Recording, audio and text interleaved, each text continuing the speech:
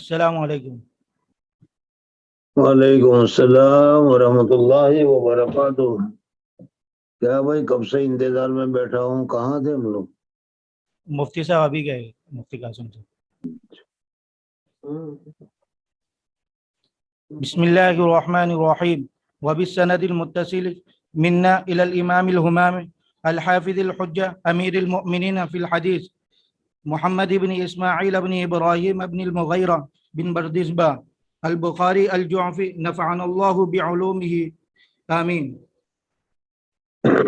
باب كان بدء الوحي إلى رسول الله صلى الله عليه وسلم. قول الله عز وجل: إنا أوحينا إليك كما أوحينا إلى نوح والنبيين من بعده. قال حدثنا الحميدي قال حدثنا سفيان قال حدثنا يحيى بن سعيد الأنصاري قال أخبرني محمد بن إبراهيم التيمي أنه سمع علقمة بن وقاص الليثي يقول سمعت عمر بن الخطاب رضي الله تعالى عنه على المنبر يقول سمعت رسول الله صلى الله عليه وسلم يقول: إنما الأعمال بالنيات وإنما لامرئ ما نوى فمن كانت هجرته إلى دنيا يصيبها أو إلى امرأة ينكحها فهجرته إلى ما هاجر إليه.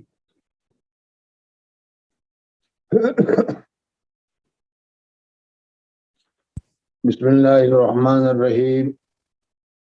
الحمد للہ رب العالمین والصلاة والسلام علی سید الانبیاء والمرسلین محمد وآلہ وصحبہ اجمعین، اما بعد۔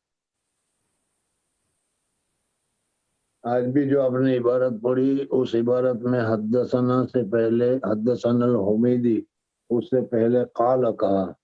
اس قال کی ضرورت نہیں ہے، ابھی یہاں سے تو حدیث شروع ہو رہی ہے، اور اس سے پہلے تو تم نے کہہ دیا کہ وبالسند المتصل منا الی الامام الہمام امیر المومنین امام بخاری۔ تو امام بخاری رحمۃ اللہ تعالیٰ علیہ کی طرف سند تو پہنچ گئی، اور پھر امام بخاری رحمۃ اللہ علیہ کی طرف سے کہا جا رہا ہے حدثنا۔ تو حدیث کی ابتدا میں تو کالا نہیں پڑھا جاتا، پھر کالا کیوں پڑھا؟ اور اس سے پہلے گزشتہ کل یا پرسوں جنہوں نے پڑھا تھا انہوں نے بھی یہی کیا تھا۔ تو ذرا آئندہ کے لیے اس کو اصلاح کر لو۔ مبادیات تمہارے سامنے چل رہے تھے، اور اس میں بتایا تھا کہ مبادیات فی الفن ہوتا ہے اور مبادیات فی الکتاب ہوتے ہیں۔ مبادیات فی الفن پورے ہو گئے تھے، مبادیات فی الکتاب چل رہی تھی، اور اس مبادیات اور کتاب کے بعد پھر آخری جو ایک بات تھی وہ سند کے متعلق ذکر کی تھی، اور اس صورت میں ہماری جو یہ سند ہے اس سند کو ہم بتا رہے تھے، اور اس سند کو بتاتے ہوئے حضرت مولانا رشید احمد گنگوئی رحمۃ اللہ تعالیٰ علیہ تک مسئلہ پہنچا تھا کہ حضرت شیخ نور اللہ مرقدو نے حدیث پڑھی اپنے والد ماجد حضرت مولانا یحییٰ صاحب سے۔ حضرت مولانا یحییٰ صاحب کون تھے، کیا تھے، وہ میں نے بتایا تھا۔ حضرت مولانا یحییٰ صاحب نے حدیث پڑھی حضرت مولانا رشید احمد گنگوئی رحمۃ اللہ تعالیٰ علیہ سے۔ حضرت مولانا رشید یحییٰ صاحب نور اللہ مرقدو کون تھے، کیا تھے، کتنی محنت سے انہوں نے پڑھا، کس طریقے سے پڑھا، اور حضرت گنگوئی رحمۃ اللہ تعالیٰ علیہ کے ساتھ کیا تعلق تھا، وہ ساری تفصیل تمہارے سامنے گزشتہ آ گئی ہوگی۔ حضرت مولانا رشید احمد صاحب گنگوئی رحمۃ اللہ تعالیٰ علیہ، یہ گنگو سہارنپور کے پاس ایک علاقہ ہے، اس علاقے میں حضرت ابو ایوب انصاری رضی اللہ تعالیٰ عنہ، حضور اکرم صلی اللہ علیہ وسلم جب مدینہ منورہ تشریف لے گئے، اور مدینہ منورہ جس وقت تشریف لے گئے اس وقت حضور اکرم صلی اللہ علیہ وسلم جن کے مہمان بنے یا جہاں حضور اکرم صلی اللہ علیہ وسلم نے نزول کیا وہ حضرت ابو ایوب انصاری رضی اللہ تعالیٰ عنہ ہے۔ حضرت ابو ایوب انصاری رضی اللہ تعالیٰ عنہ کے بھی فضائل مناقب بہت زیادہ ہیں، ابھی ان کو چھوڑو۔ اس وقت صرف یہ کہنا ہے کہ ان کی کچھ اولاد میں سے وہ اور اسی طریقے ان کی اولاد دین کو نشر و اشاعت کے لیے، دین کو پھیلانے کے لیے دنیا میں پھیل گئی۔ ان میں سے ایک سلسلہ کیا ہے، یہاں دو آبا یعنی گنگا اور جمنا کے درمیان کا جو علاقہ ہے اس کو دو آبا کا کہا جاتا ہے کہ ایک کیا ہے جمنا کا علاقہ پانی والا اور دوسرا گنگا کا. اس کو اصطلاح میں دو آبا سے تعبیر کیا جاتا ہے جس میں یہ سہارنپور دیوبند مظفر نگر کا علاقہ وغیرہ یہ آتا ہے. بہرحال وہاں پر قبیلہ آباد ہوا تھا اور اسی میں سے حضرت افضل گنگوئی رحمۃ اللہ تعالی علیہ، حضرت افضل کے مفتی محمود صاحب رحمۃ اللہ تعالی علیہ وغیرہ ہے.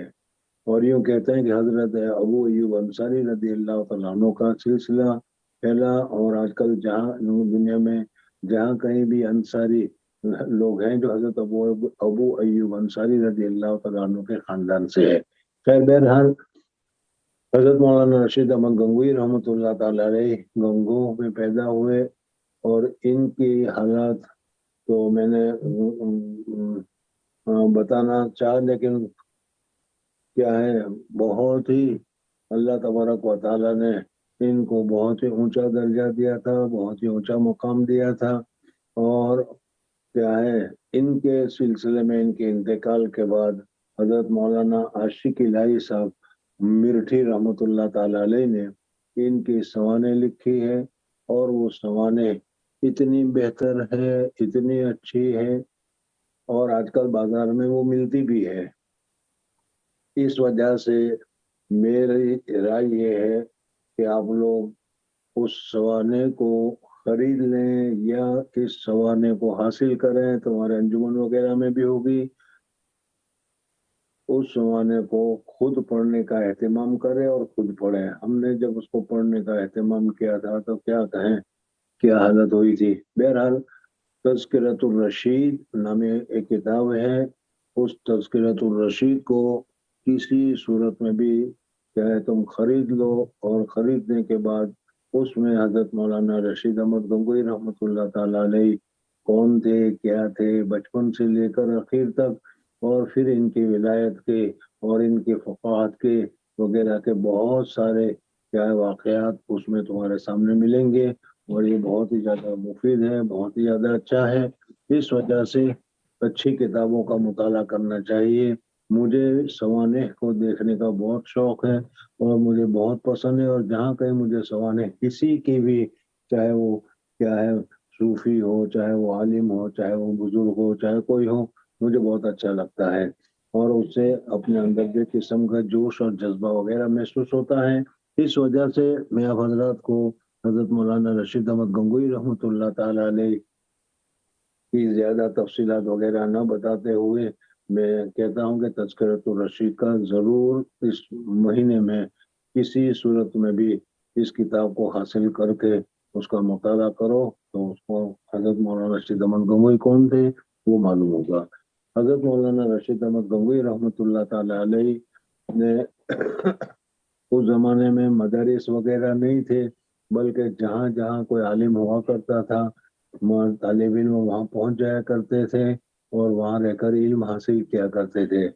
یہ تو دارالعلوم دیوبند کی بنا کے بعد یہ طریقہ دارالاقامہ کا قیام، وہاں طلباء کا رہنا اور مدرسے کی تعلیم ایک جگہ پر وغیرہ، یہ دارالعلوم دیوبند کے کیا ہے دارالعلوم دیوبند کے منعقد ہونے کے بعد ہی یہ ہوا. اس سے پہلے تو حضرت اختر گنگوئی رحمۃ اللہ تعالی علیہ گنگو سے کیا ہے دہلی تشریف لے گئے، اور حضرت دہلی میں حضرت مولانا مملوک علی صاحب استاد الکل جن کو کہا جاتا ہے ان کے پاس رہ کر انہوں نے پڑھا. اور ادھر سے دیوبند میں بھی اس وقت تو دیوبند کا نام اتنا مشہور نہیں تھا، لیکن حضرت نانوتا حضرت مولانا قاسم نانوتی رحمۃ اللہ تعالی علیہ تھے، اور حضرت مولانا قاسم نانوتی رحمۃ اللہ تعالی علیہ کے رشتہ دار بھی ہوتے تھے مولانا مملوک علی، ماموں ہوتے تھے تقریباً. اس وجہ سے حضرت مولانا قاسم نانوتی رحمۃ اللہ تعالی علیہ بھی اپنے علاقے سے دہلی تشریف لے گئے، اور حضرت مولانا مملوک علی رحمۃ اللہ تعالی علیہ مملوک علی رحمۃ اللہ تعالی علیہ کے پاس انہوں نے کیا ہے علم حاصل کیا. اور ان کے دیوبند کے حالات وغیرہ کس طریقے سے مشورہ وغیرہ بہت ہی تاریخی چیز ہیں. آج کل ہم لوگوں کو چونکہ اس کی طرف زیادہ توجہ نہیں ہے، اس وجہ سے ہمیں معلوم نہیں ہے. باقی حضرت مولانا قاسم نانوتوی رحمۃ اللہ تعالیٰ علیہ اور حضرت مولانا رشید احمد گنگوئی رحمۃ اللہ تعالیٰ علیہ کا آپس میں بہت زیادہ گہرا تعلق تھا، دوستی تھی. اور یہ کیا ہے، وہ ان کا پڑھنے کے زمانے میں بھی دونوں ساتھ رہے. اور پھر اس کے بعد کیا ہے، دارالعلوم دیوبند کے بھی کیا ہے، دارالعلوم دیوبند میں بھی دیوبند کے قیام میں بھی ان لوگوں نے بہت ہی زیادہ کام کیا. بہرحال بہت سارے واقعات ہیں، ان واقعات کو ابھی کہنے کی ضرورت نہیں ہے. حضرت مولانا قاسم نانوتوی رحمۃ اللہ تعالیٰ علیہ کی سوانح اگر تمہیں دیکھنا ہو تو اس صورت میں سوانح قاسمی نامی کتاب ہے. وہ کتاب کو بازار سے خرید لو اور اس میں دیکھو حضرت مولانا قاسم نانوتوی رحمۃ اللہ تعالیٰ علیہ کی پوری تفصیل ذکر کی گئی ہے. حضرت مولانا رشید احمد گنگوئی رحمۃ اللہ علیہ تعالیٰ علیہ کے حالات کو معلوم کرنا ہو تو اس صورت میں تذکرۃ الرشید کا مطالعہ کرو. یہ اچھی طریقے سے مانو. یہ دونوں کے دونوں کیا ہے، بیعت تھے حضرت مولانا حاجی امداد اللہ مہاجر مکی رحمۃ اللہ تعالیٰ علیہ سے.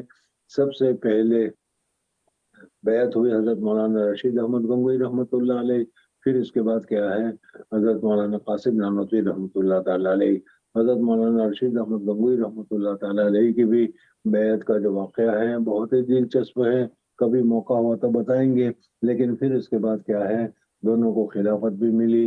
اور پھر اس صورت میں کیا ہے، ہندوستان میں جو یہ کچھ آج کل دین کا اور اللہ تبارک و تعالیٰ کا معرفت کا نور نظر آ رہا ہے، ان میں ان دونوں حضراتوں کا بہت بڑا دخل ہے اور یہ ہمارے دونوں اکابرین ہیں.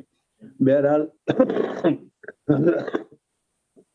حضرت مولانا رشید احمد گنگوئی رحمۃ اللہ تعالیٰ علیہ نے حدیث پڑھی شاہ عبد الغنی رحمۃ اللہ عبد المجدد دہلوی رحمۃ اللہ تعالیٰ علیہ سے، اور انہوں نے پڑھی شاہ ابو سعود رحمۃ اللہ تعالیٰ علیہ سے، اور انہوں نے پڑھی شاہ عبد العزیز محدث دہلوی رحمۃ اللہ تعالیٰ علیہ سے. اور شاہ عبد العزیز محدث دہلوی رحمۃ اللہ تعالیٰ علیہ نے حدیث کو پڑھا کیا ہے، حضرت شاہ ولی اللہ مسند الہند جس کو کہا جاتا ہے، حضرت شاہ ولی اللہ محدث دہلوی رحمۃ اللہ تعالیٰ علیہ سے. تو اس طریقے سے حدیث کی صنعت کا ایک سلسلہ یہاں پر پورا ہوا. لیکن ابھی درمیان میں اور بھی مشائقین ہیں جن کے حالات آپ حضرات کو بتانے چاہیے تھے، اس وجہ سے کہ آپ لوگ مشائق کا سوانح کا اور حالات کا تاریخ کا وغیرہ کا مطالعہ نہیں کرتے، اس وجہ سے کچھ پتہ نہیں چلتا. بہرحال ہر ایک کے لیے بھی اگر بیان کرنے جاؤ تو پھر بڑا لمبا سبق ہو جائے گا. ایک ہفتہ بھی ویسے بھی گزر چکا اور ابھی تک کتاب شروع نہیں ہوئی، اس وجہ سے اب کتاب بھی شروع ہونی چاہیے. خیر بہرحال حضرت شیخ نور اللہ مرقدو فرماتے تھے کہ حضرت شاہ ولی اللہ محدث دہلوی رحمۃ اللہ تعالیٰ علیہ استاد الکل یا مسند الہند ان کا لقب فرمایا کرتے تھے. یعنی ہندوستان میں جہاں کہیں بھی اس حضرت شیخ کے زمانے میں جہاں کہیں بھی حدیث کا درس ہوتا تھا، چاہے جون سے فرقے سے اس کا تعلق ہو، چاہے اہل حدیث ہو، چاہے بدعت والے ہوں، یا اہل سنت والجماعت ہو، یا ہم لوگ ہو، جہاں کہیں بھی حدیث کا درس ہوتا تھا تو حضرت شیخ نور اللہ مرقدو نے فرمایا کہ میں نے اپنے جوانی کے زمانے میں متحدہ ہندوستان فرمایا کرتے تھے. اس وجہ سے کہ اب تو ہندوستان کے بہت سارے حصے ہو گئے، برما بھی ہندوستان سے نکل چکا، پھر اسی طریقے سے پاکستان بھی ہندوستان سے نکل چکا، بنگلہ دیش بھی ہندوستان سے نکل چکا وغیرہ وغیرہ. تو ایک زمانہ وہ تھا کہ متحدہ ہندوستان تھا جس میں برما بھی، پاکستان بھی اور اسی طریقے سے بنگلہ دیش بھی وغیرہ سب کا سب ہندوستان میں شمار ہوتا تھا. سیلون تک بھی ہندوستان میں شمار کیا جاتا تھا بہت پہلے سے.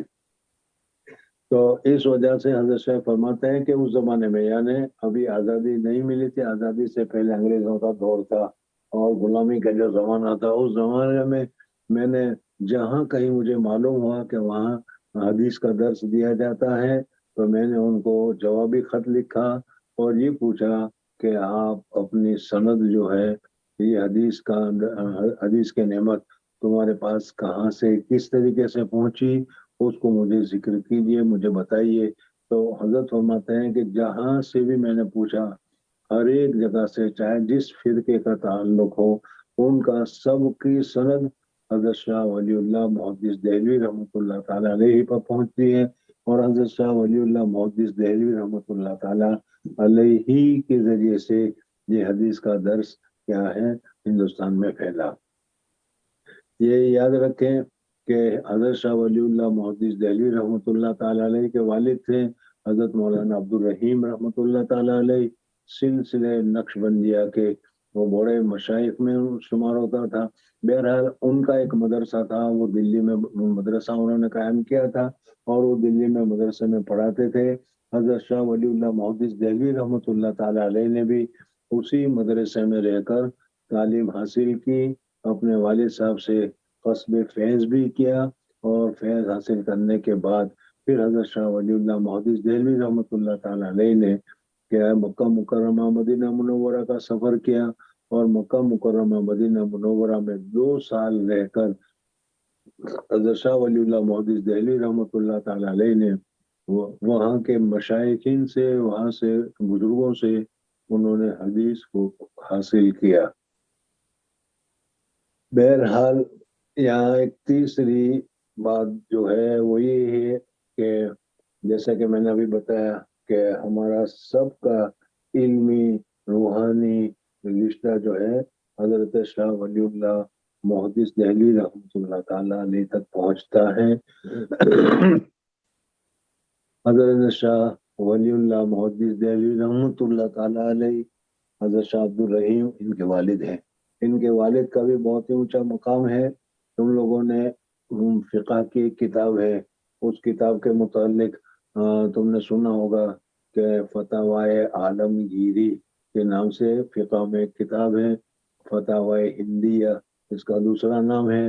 بہرحال حضرت عالمگیر اورنگزیب رحمۃ اللہ تعالی علیہ، یہ عالمگیر اورنگزیب بہت ہی متقی پرہیزگار سنت کے تابع دار اور کیا ہے بہت ہی اونچے درجے کے حکمرانوں میں، متقی پرہیزگار حکمرانوں میں ان کا شمار ہوتا ہے۔ درمیان میں دوسری بات ہے، لیکن یاد رکھیں کیونکہ آج کل حضرت مولانا عالمگیر اورنگزیب رحمۃ اللہ تعالی علیہ کو ظالم اور کیا ہے مذہبی جنون والا اور پتہ نہیں کیا کیا کہہ کر ان کو بدنام کیا جاتا ہے، اس وجہ سے جی چاہتا ہے کہ میں آپ لوگوں کو بتا دوں کہ کم سے کم ہم مسلمان حضرات جو ہیں وہ حضرت مولانا حضرت اورنگزیب عالمگیری رحمۃ اللہ تعالی علیہ کو ظالم اور جابر نہ سمجھے، بلکہ متبع سنت اور کیا ہے بہت ہی اعلیٰ درجے کے متقی پرہیزگار حکمرانوں میں ان کو شمار کریں، اور واقعی میں وہ تھے ویسے ہی۔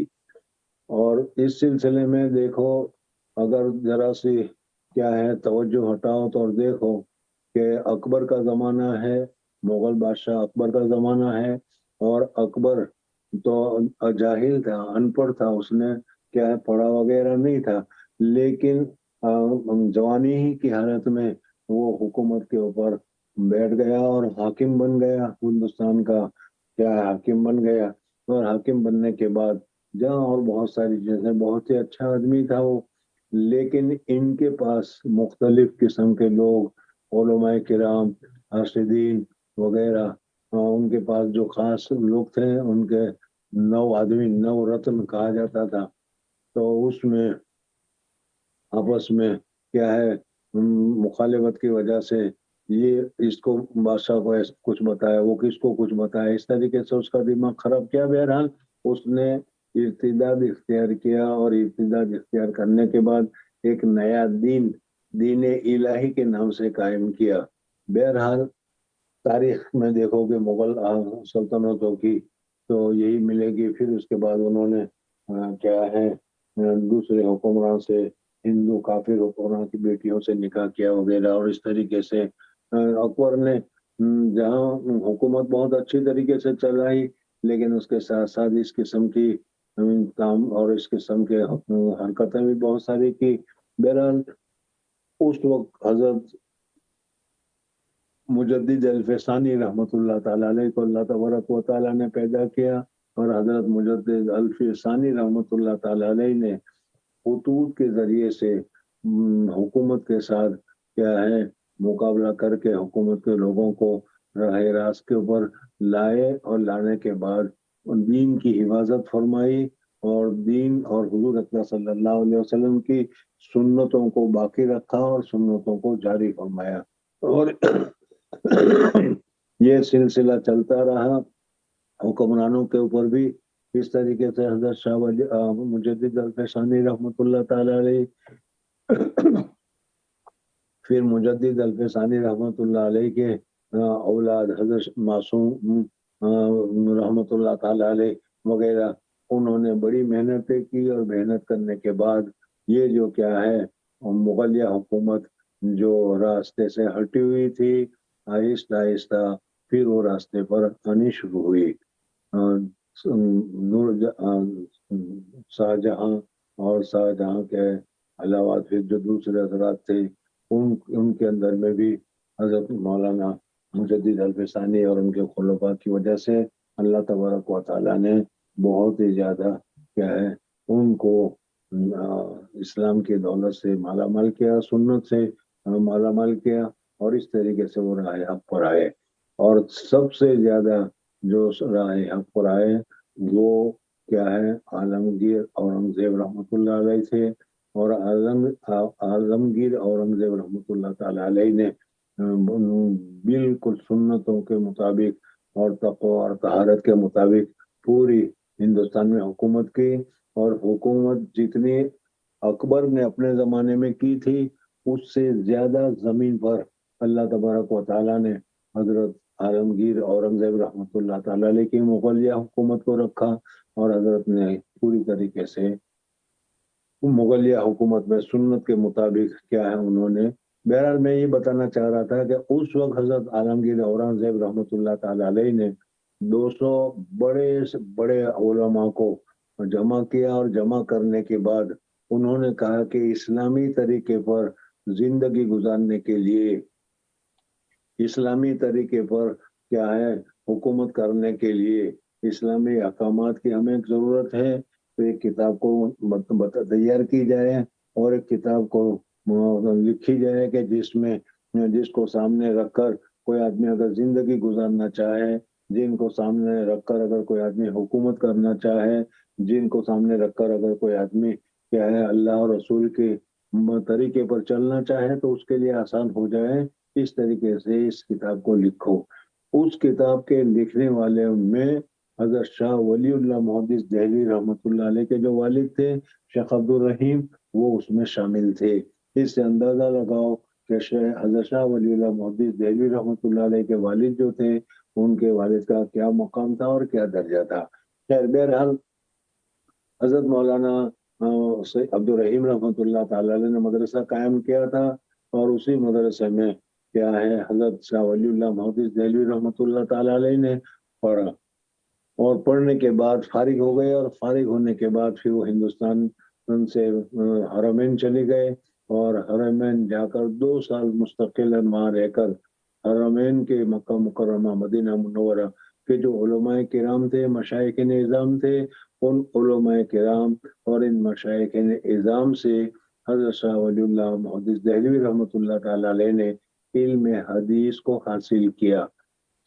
حضرت شاہ ولی اللہ محدث دہلوی رحمۃ اللہ تعالی علیہ نے ان 2 سال میں جو وہاں قیام پذیر ہوئے، کیا کیا فیوز حاصل کیے، کیا کیا چیزیں حاصل کی، ان کو ایک کتاب میں انہوں نے لکھا ہے، اور اس کتاب کا بھی نام رکھا ہے فیوز الحرمین۔ فیوز الحرمین کتب خانوں میں مل جائے گی آپ لوگوں کو۔ اس میں حضرت شاہ ولی اللہ محدث دہلوی رحمۃ اللہ تعالی علیہ نے وہاں رہ کر کیا کیا فیض حاصل کیا، کیا کیا پڑھا، اس میں ہے۔ بہرحال اس وقت مجھے یہ بتانا ہے کہ حضرت شاہ ولی اللہ محدث دہلوی رحمۃ اللہ علیہ سے پہلے بھی ہندوستان میں حدیث کا چرچا تھا، حدیث کا علم تھا، اور حدیث کا علم حضور اکرم صلی اللہ علیہ وسلم کے زمانے سے ہی، یا حضور اکرم صلی اللہ علیہ وسلم کے زمانے کے بعد صحابہ کے زمانے سے، یا کم سے کم تابعین کے دور میں ہندوستان میں کیا ہے حدیث پہنچ چکی تھی۔ ایمان پہنچ چکا تھا اور لوگ کیا ہے مومن اور مسلمان ہو چکے تھے اور اسلام پر عمل پیرا ہو رہے تھے۔ یہ ایک مستقلاً بحث ہے کہ ہندوستان میں اسلام کب پھیلا، کس وقت آیا، کہاں سب سے پہلے آیا، اور کیا ہے یہ جو مغربی علاقہ قرار دیا جاتا ہے جس کو سندھ، گجرات اور ملابار وغیرہ کا علاقہ جو کہا جاتا ہے، یہ سب سے پہلے کیا ہے انوار نبوت سے اور علوم نبوت سے سب سے پہلے مستفیض ہوئے۔ تو بہرحال ہندوستان میں حدیث کا علم تھا، لیکن حضرت شاہ صاحب رحمۃ اللہ تعالی علیہ جب حرمین سے تشریف لائے تو تشریف لانے کے بعد حضرت شاہ ولی اللہ محدث دہلوی رحمۃ اللہ تعالی علیہ نے اپنی پوری محنت، اپنی پوری طاقت حدیث کی نشر و اشاعت میں اور حدیث کے درس و تدریس میں حضرت شاہ ولی اللہ محدث دہلوی رحمۃ اللہ تعالی علیہ نے اپنی ساری محنت اس میں خرچ کر دی۔ حدیث کی تدریس بھی اور حدیث کی تشریح بھی، اور تشریح کے ساتھ کیا ہے حدیث کو اوپر پوری طریقے سے حضرت شاہ ولی اللہ محدث دہلوی رحمۃ اللہ تعالی علیہ نے محنت کی۔ اور یہ وہ دور تھا کہ جس دور میں ہندوستان میں کیا ہے مغلیہ حکومت جو تھی وہ دم توڑ رہی تھی، اور کیا ہے انگریز حکومت کا در دورہ ہو رہا تھا۔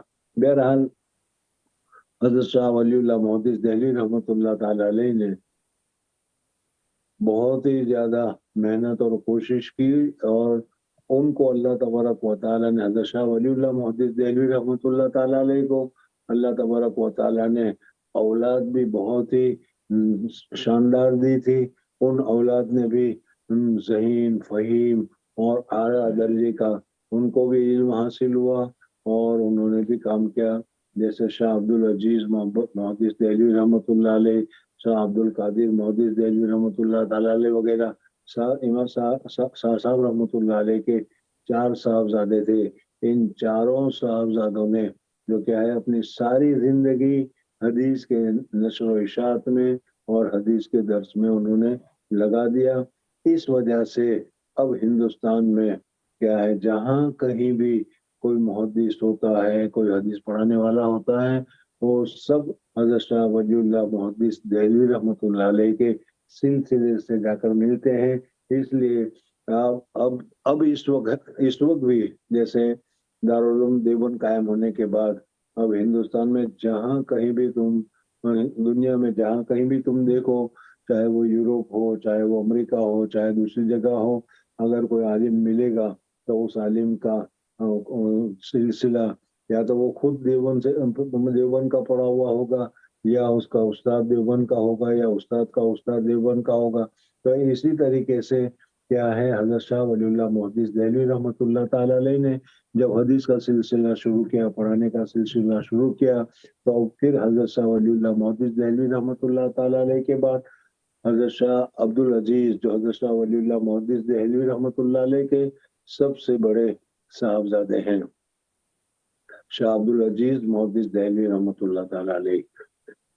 اللہ تبارک و تعالیٰ نے حضرت شاہ عبدالعزیز دہلوی رحمۃ اللہ علیہ کے بھی کیا ہے بہت ہی زیادہ اللہ تبارک و تعالیٰ نے ان کو خوبیوں سے نوازا تھا۔ درس بھی ان کا دہلی میں ہوتا تھا، متقی اور پرہیزگار بھی تھے، اور کیا ہے صاحب نسبت بھی تھے اور صاحب تصنیف بھی تھے۔ اس زمانے میں عام متن بولنے کا جو ماحول تھا وہ فارسی کا تھا، اور ابتدائی اردو ابھی شروع ہو رہی تھی۔ بہرحال اس وقت حضرت شاہ عبدالعزیز محدث دہلوی رحمۃ اللہ تعالی علیہ نے کیا ہے حدیث کا درس دیا۔ پھر شاہ عبدالعزیز محدث دہلوی رحمۃ اللہ علیہ کے بعد حضرت شاہ عبدالعزیز محدث دہلوی رحمۃ اللہ علیہ کے جو شاگردین تھے، ان شاگردوں نے کیا ہے درس دینا شروع کیا۔ اس طریقے سے ہمارا یہ سلسلہ سند جو ہے حضرت شاہ ولی اللہ محدث دہلوی رحمۃ اللہ تعالی علیہ تک پہنچتا ہے۔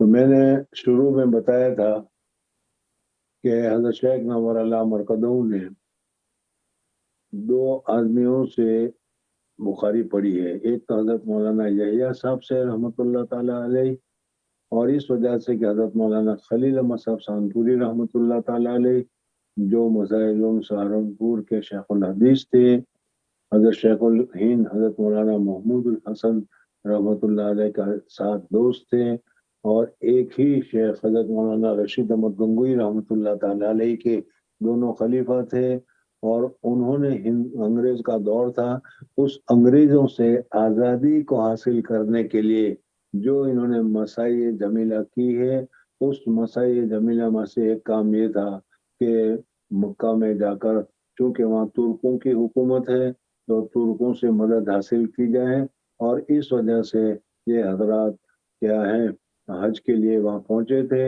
اور ترکوں سے بات چیت بھی ہوئی تھی، ریشمی رومال کا ایک مسئلہ بھی ہوا۔ حضرت شیخ الہند رحمۃ اللہ تعالیٰ علیہ کو وہاں سے انگریز گورنمنٹ نے مالٹا جیل میں بھیج دیا۔ حضرت مولانا خلیل احمد صاحب سہارنپوری رحمۃ اللہ تعالیٰ علیہ ہندوستان واپس تشریف لے آئے، تو اس سفر میں جانے کی وجہ سے اپنی جگہ پر حضرت مولانا یحییٰ صاحب رحمۃ اللہ تعالیٰ علیہ کو مظاہر علوم میں مسند درس پر بٹھا کر گئے تھے۔ تو حضرت شیخ نور اعلیٰ مرکزو نے اپنے والد سے سب سے پہلے حدیث کو پڑھا، اور میں نے گزشتہ بتایا ہی تھا کہ ان کے والد چاہتے تھے کہ حضرت مولانا زکریا صاحب جو ہے وہ حدیث میں مہارت تامہ حاصل کریں، اس وجہ سے وہ فرمایا کرتے تھے کہ حدیث اگر تجھے پڑھنا ہے تو صرف مجھے سے پڑھنا ہے، میرے علاوہ کسی دوسرے سے حدیث پڑھنے کی اجازت نہیں ہے، اس وجہ سے کہ تم اگر کسی دوسرے سے پڑھنے جاؤ گے اور کوئی بے ادبی کرو گے تو بے ادبی کرنے کی وجہ سے حدیث کے انوارات اور برکات سے محروم ہو جاؤ گے، اس وجہ سے صرف مجھ سے پڑھ سکتے ہو، چونکہ میں فرماتے تھے مولانا یحییٰ صاحب کہ چونکہ میں تو مارتا بہت تھا، اس لیے مار کے ڈر کے مارے میرا احترام کرو گے، اور دوسرا اپنے شیخ حضرت شیخ نور اعلیٰ مرکزہ کے پیر حضرت مولانا خلیل احمد صاحب سہارنپوری رحمۃ اللہ علیہ، اور میں کہ یہ اپنے پیر سے تم پڑھو گے یا اس لیے کہ پیر ہونے کی وجہ سے حضرت شیخ نور اعلیٰ مرکزہ جو حضرت مولانا خلیل احمد صاحب رحمۃ اللہ علیہ کا ادب کرتے تھے وہ بے مثال ہے، اس میں بے ادبی کا سوال ہی پیدا نہیں ہوتا، اس وجہ سے فرمایا کہ صرف 2 آدمی سے تم حدیث پڑھ سکتے ہو، ان کے علاوہ کسی سے حدیث پڑھنے کی اجازت نہیں ہے۔ حضرت شیخ نور اعلیٰ مرکزہ کا میں نے تذکرہ بتایا تھا کہ جب مشکات شریف شروع کی تھی مظاہر علوم سہارنپور میں، تو اس وقت حضرت کے والد کے پاس انہوں نے مشکات شروع کی تھی، فرمایا کہ مشکات کے شروع کرنے کے بعد میرے والد صاحب دعا کرتے رہے، کہ کیا دعا کی وہ تو والد صاحب جانے، مجھے تو معلوم نہیں، لیکن حضرت شیخ نور اعلیٰ مرکزہ فرماتے ہیں کہ میری ایک ہی دعا تھی کہ یا اللہ بہت انتظار کے بعد، بہت تاخیر کے بعد اس وقت اب حدیث کے ساتھ مناسبت ہوئی ہے، حدیث کا پڑھنے کا، حدیث کے پڑھنے کا اور حدیث کے ساتھ تعلق ہوا ہے، اب میرا یہ دل چاہتا ہے، میرا یہ جی چاہتا ہے کہ یہ تعلق اب مرتے دم تک نہ چھوٹے، اور مرتے دم تک میں حدیثی میں مصروف اور مشغول رہوں۔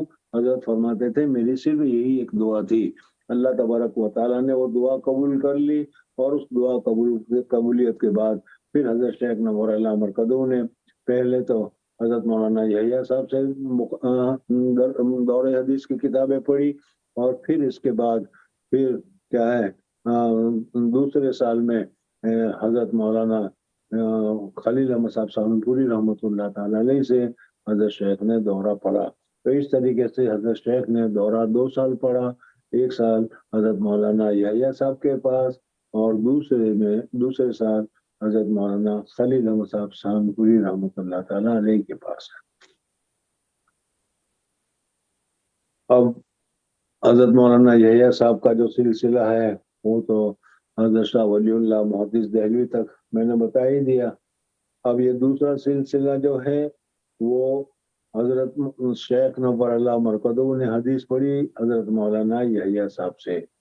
حضرت شیخ نور اعلیٰ مرکزہ کو اور بھی سندیں دوسروں سے حاصل ہے، جیسے مدرسے کے بانی یا مدرسے کے ایک بہت بڑے کیا ہے عالم مولانا عنایت الہی تھے، ان کے ذریعے سے بھی سند حاصل ہے۔ حضرت شیخ نے اوجز المسالک میں لامع الضراری میں کیا ہے پوری تفصیل لکھی ہے، اگر کسی کو تفصیلات وغیرہ سے معلوم کرنا ہو تو اس میں دیکھ لیں، यहाँ तो इजमाली तौर पर इतना याद रखें कि हजरत शेख ने 2 आदमी से पढ़ी, हजरत मौलाना यहिया साहब और हजरत मौलाना खलील अहमद साहब शानपुरी रहमतुल्लाह ताला अलैह से।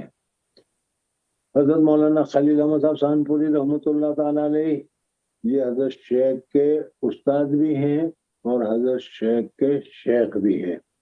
हजरत मौलाना खलील अहमद साहब शानपुरी रहमतुल्लाह अलैह क्या है हजरत मौलाना रशीद अहमद गंगोई रहमतुल्लाह ताला अलैह के खुलफा में हैं और हजरत मौलाना रशीद अहमद गंगोई रहमतुल्लाह अलैह के खुलफा में से हजरत मौलाना रशीद अहमद गंगोई रहमतुल्लाह ताला अलैह, हजरत शेखुल हिंद मौलाना महमूदुल हसन रहमतुल्लाह ताला अलैह वगैरह, और फिर इसके अलावा और भी बहुत सारे हजरात हैं। बहरहाल इस वक्त मुझे बताना कि हजरत मौलाना खलील अहमद साहब शानपुरी, सहारनपुर के पास अम्बेटा नामी एक जगह है, एक गांव है, वहाँ हजरत मौलाना खलील अहमद साहब रहमतुल्लाह ताला अलैह की वहाँ के मशाइख, वहाँ के बुजुर्गों, वहाँ के बड़े लोगों में वहाँ जो रहते थे उन्हीं खानदान में हजरत मौलाना खलील अहमद साहब शानपुरी रहमतुल्लाह ताला अलैह की पैदाइश हुई और पैदाइश के बाद हजरत मौलाना खलील अहमद साहब शानपुरी रहमतुल्लाह ताला अलैह ने उस वक्त मदरसे दारुल उलूम देवबंद और मज़ाहिर मुसानपुर कायम हो चुका था। इस वजह से वो तशरीफ लाए और लाकर उन्होंने वहाँ इल्म को हासिल किया। हजरत मौलाना खलील अहमद साहब शानपुरी रहमतुल्लाह ताला अलैह कौन थे, क्या थे? मेरे हजरत शेख के तो पीर हैं और मेरे दादा पीर हैं। बहरहाल उनकी तफसीलात भी तुम्हारे सामने जिक्र करनी चाहिए कि जिससे पता चले कि हजरत मौलाना खलील अहमद साहब शानपुरी रहमतुल्लाह अलैह इल्मी एतबार से, रूहानी एतबार से कितने ऊंचे थे। लेकिन अब इसके लिए भी जैसे हजरत मौलाना गंगोही के लिए मैंने कहा था, इसी तरीके से हजरत मौलाना खलील अहमद साहब शानपुरी रहमतुल्लाह ताला अलैह के लिए मैं कहता हूँ कि जिन्होंने हजरत मौलाना रशीद अहमद गंगोही रहमतुल्लाह ताला अलैह की सवानें लिखी तज़किरतुर रशीद, उन्हीं ने मौलाना आसिक इलाही ने हजरत मौलाना खलील अहमद साहब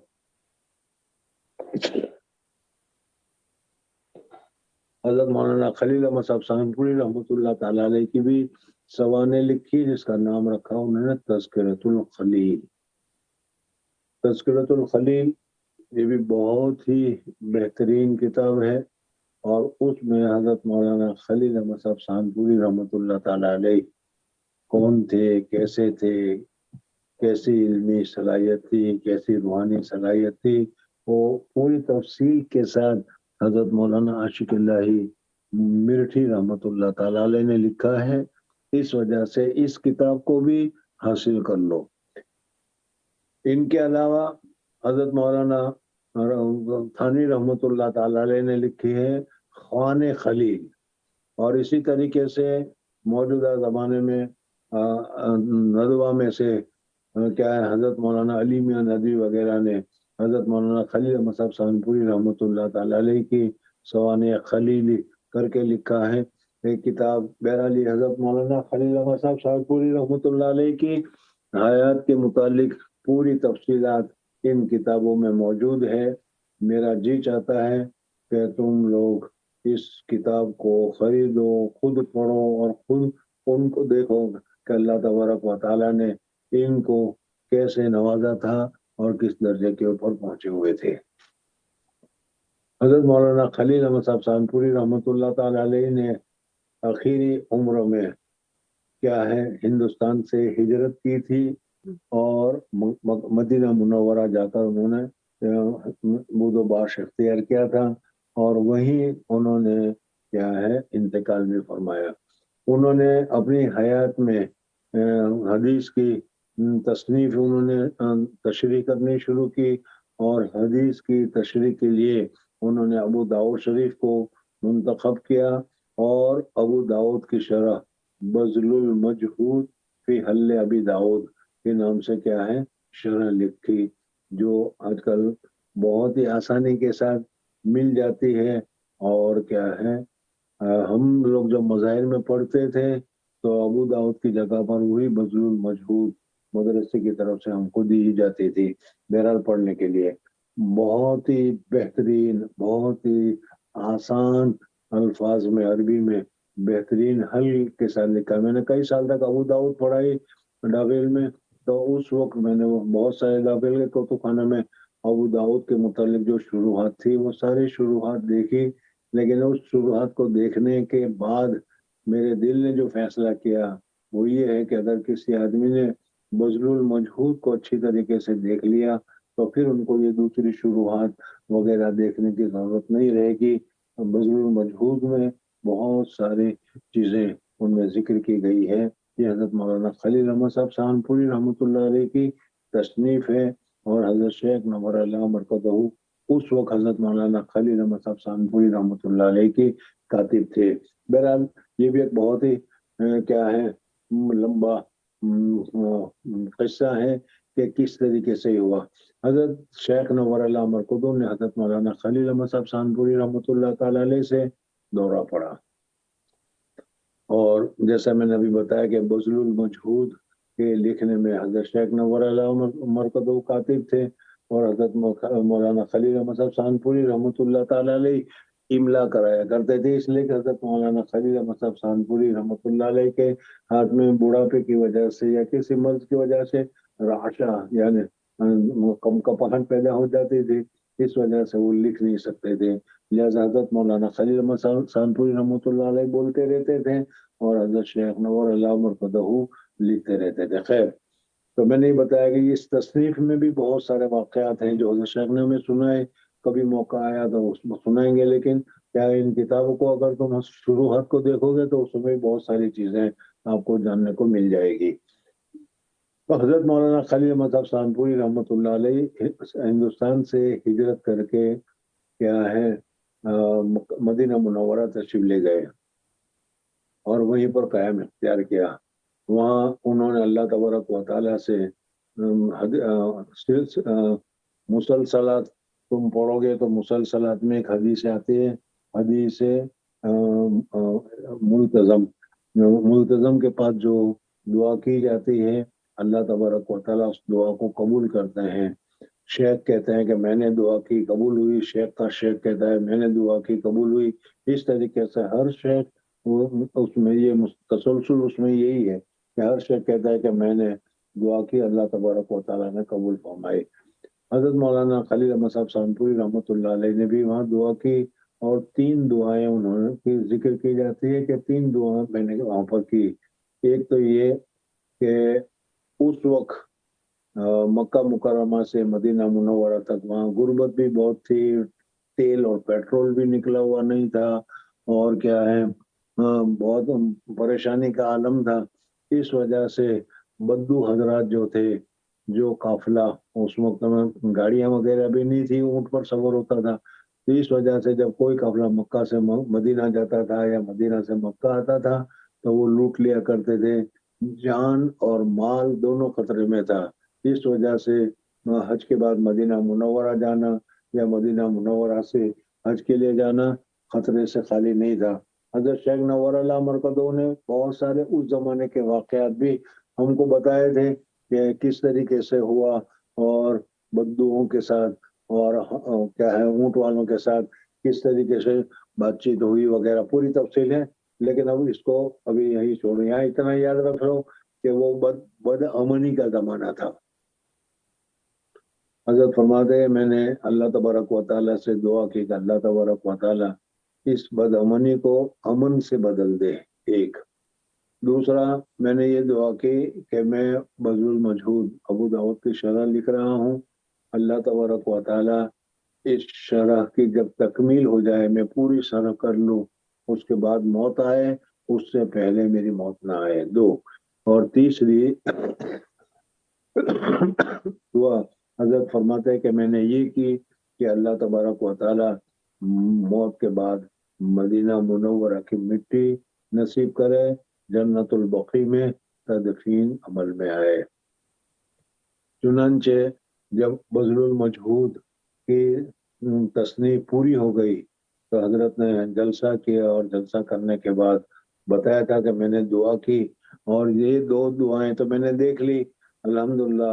اب یہ سعودی حکومت یہ इब्न सऊद वाली आ गई थी, और जिसकी वजह से वो लूटमार और क्या है वगैरह का जो जमाना था वो खत्म हो गया था। इस्लामी हकामात वगैरह नाजिल होकर लोग चोरी चौपाटी से बच गए थे, छोड़ दिया था लोगों ने, इसलिए सुकून हो गया।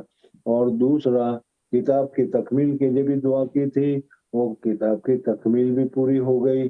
अब कहते हैं कि तीसरी चीज मेरे जिम्मे बाकी है, और तीसरी चीज जो अभी देखना है कि वो पूरी होती है कि नहीं।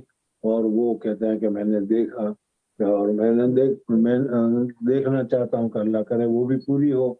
और वो थी कि इंतकाल मदीना मुनव्वरा में हो और तदफीन जन्नतुल बकी में हो। चुनांचे उनकी तदफीन मदीना मुनव्वरा ही में हुई, जैसा कि तज़किरतुल खलील जो किताब मैंने आपको बताई है उसका मुताला करोगे तो उसमें तफसील मालूम होगी।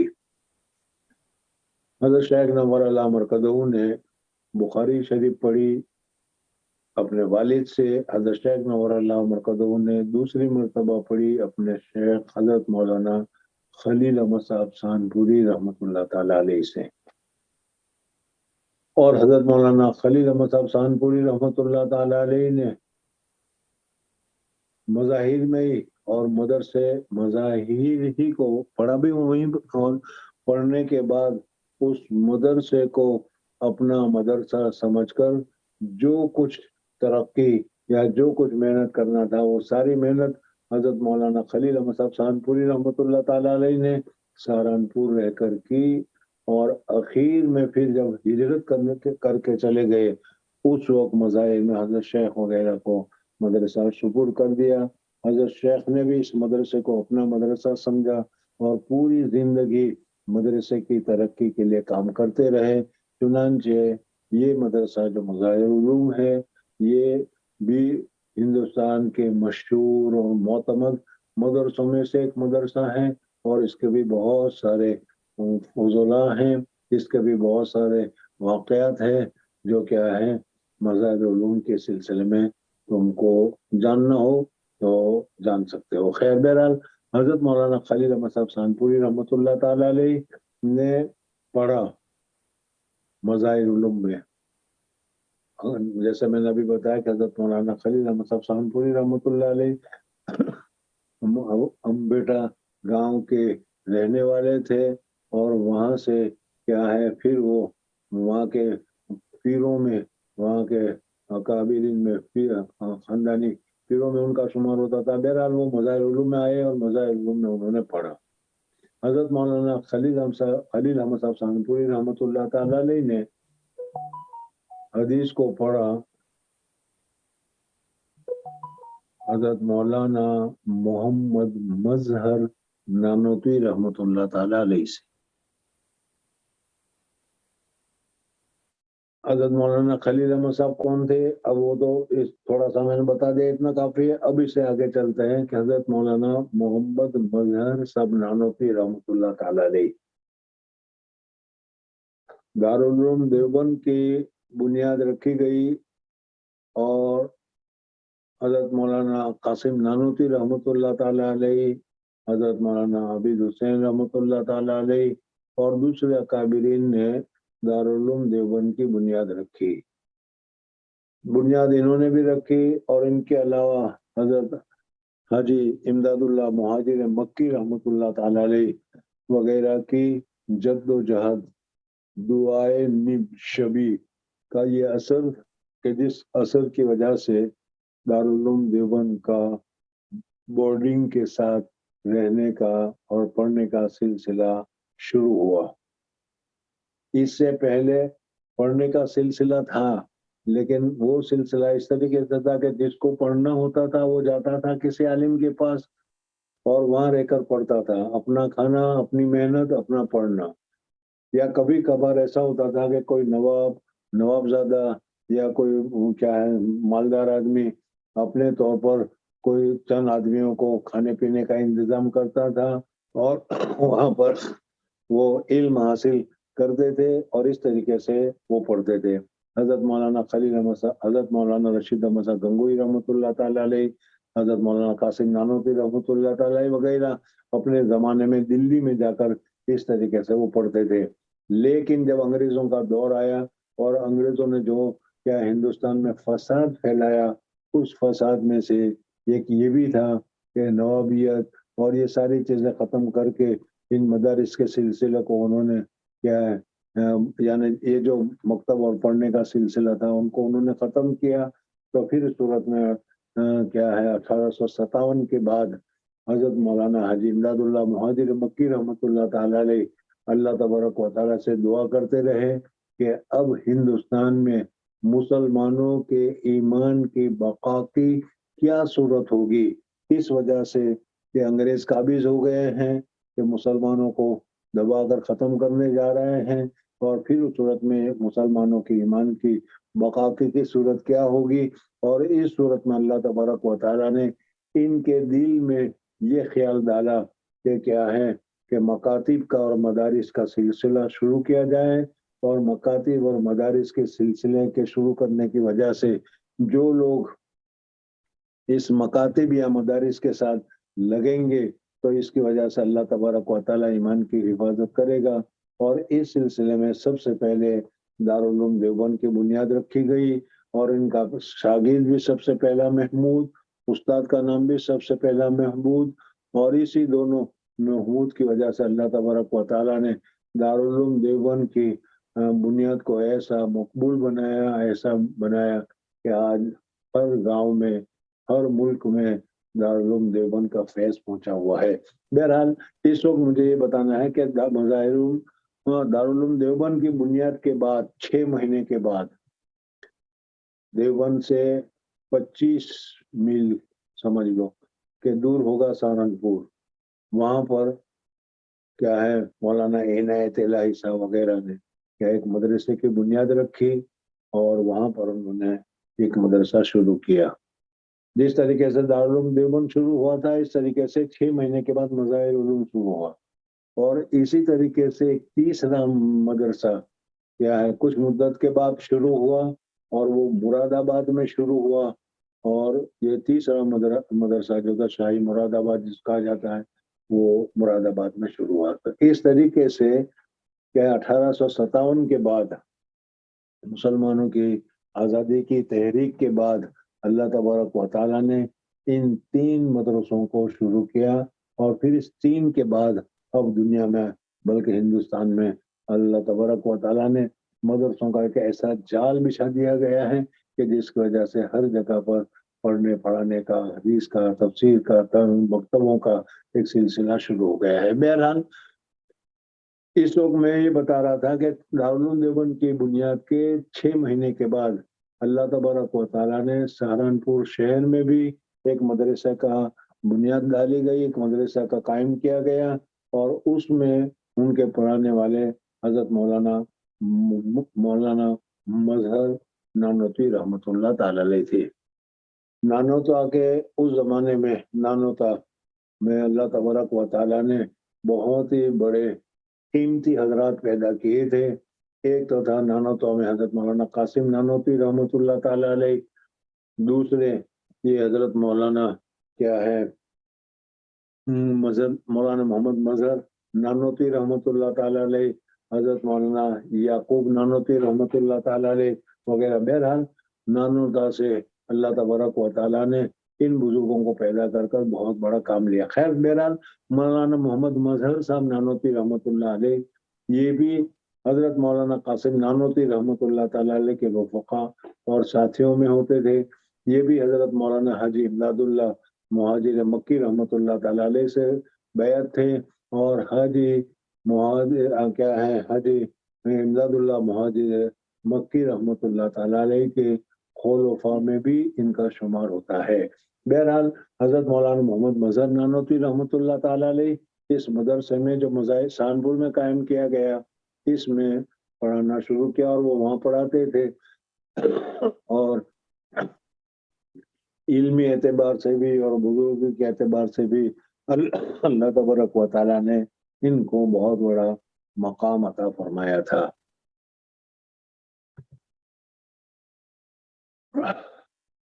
1857 میں جو حضرت حاجی امداد اللہ مہاجر مکی رحمۃ اللہ تعالی علیہ، حضرت پیر ضامن شہید رحمۃ اللہ تعالی علیہ، حضرت مولانا رشید احمد گنگوئی رحمۃ اللہ تعالی علیہ اور حضرت مولانا محمد مظہر نانوتی رحمۃ اللہ تعالی علیہ وغیرہ، ان حضرات نے تھانہ بھون سے جو انگریزوں کی مخالفت میں اور آزادی میں جو تحریک چلائی تھی، اور اس تحریک پر کیا ہے وہاں پر جو انہوں نے ایک انگریز کے جتھے کو، ایک انگریز کی جماعت کو جو روکا تھا اور لڑائی کی تھی، وہ لڑائی جو ہے شاملی کے علاقے میں، شاملی ایک جگہ کا نام ہے، اس شاملی کے علاقے میں ہوئی تھی۔ اس میں حضرت مولانا، جیسے میں نے ابھی سارے نام لیے، وہ سارے حضرات اس میں موجود تھے۔ حضرت کیا کہتے ہیں حاجی امداد اللہ مہاجر مکی رحمۃ اللہ تعالی علیہ سب کے سردار تھے، سب کے پیر بھی تھے اور سب کے سردار بھی تھے۔ حضرت مولانا قاسم نانوتی رحمۃ اللہ تعالی علیہ کمانڈر ان چیف یا تو کیا کہتے ہیں سیکرٹری تھے، اور ان کے ضمن میں کیا ہے انگریزوں کے ساتھ جہاد ہوا تھا، اور اس جہاد کے نتیجے میں حضرت پیر ضامن شہید رحمۃ اللہ تعالی علیہ کو شہادت ملی تھی۔ اس لڑائی میں حضرت مولانا قاسم نانوتی، حضرت مولانا رشید احمد گنگوئی رحمۃ اللہ تعالی علیہ، حضرت مولانا محمد مظہر نانوتی رحمۃ اللہ تعالی علیہ وغیرہ وہاں موجود تھے۔ بہرحال شاملی کے علاقے میں یہ جہاد ہوا تھا۔ اگر ہندوستان کی تاریخ اگر تم پڑھو گے، علماء ہند کی شاندار ماضی وغیرہ پڑھو گے تو اس میں یہ چیزیں تم کو ملے گی۔ اس وقت مجھے صرف یہ بتانا ہے کہ حضرت مولانا محمد مظہر نانوتی رحمۃ اللہ علیہ کے نام پر اس مدرسے کو مظہر کی جگہ پر مظاہر کر کے مظاہر علوم رکھ دیا گیا، اور آج یہ مدرسہ ہے جو مظاہر علوم کے نام سے مشہور ہے۔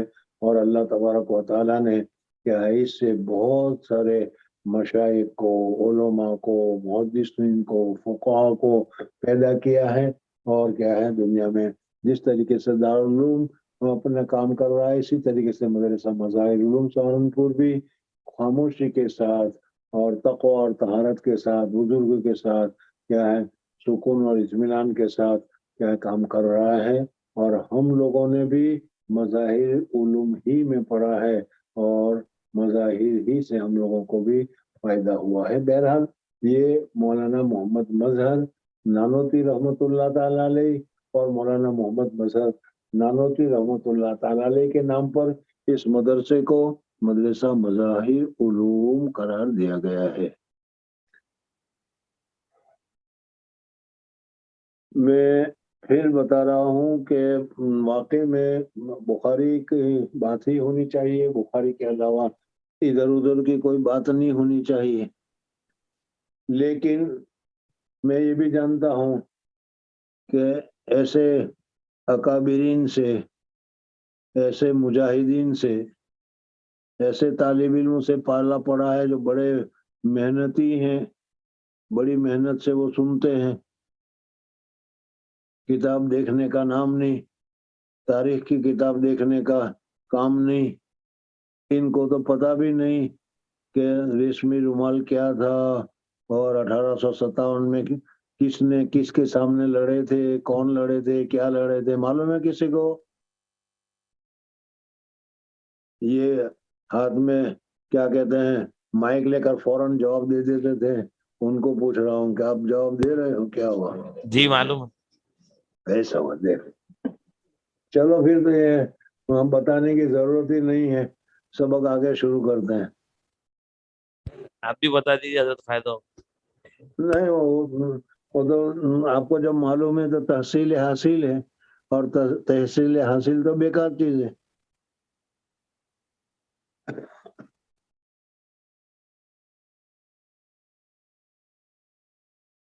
مستقلاً نان سٹاپ بولتے بولتے تھک جاتے ہیں، کہاں تک بولتے رہے۔